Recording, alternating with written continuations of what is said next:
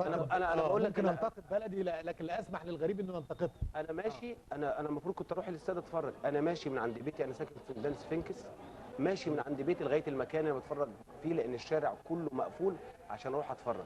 منتخبنا يعني دي لحظات وصوله للسودان، للخرطوم العاصمه. استقبال كبير قوي في السودان. السودانيين مش عايز اقول لك عملوا ايه مع المصريين، وحفاوه الاستقبال، وكل الشعب السوداني يعني حكومه وشعب قوي. بعد النتيجه دي هم كانوا بيتمنوا اقامه او بيقولوا التذكره بتاعتكم تاخدوها من هنا من السودان.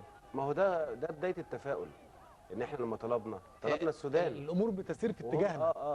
وهم طلبوا تونس فجت السودان، يعني ده بدايه التفاؤل الجميل ان احنا ان شاء الله كده. طب انتوا كفنانين بقى وطفتوا كل البلدان العربيه، اكتر البلدان اللي رحتوها وحسيتوا ان الشعب بتاعها يعني قريب مننا قوي وبيحبكم قوي او بيحب المصريين قوي؟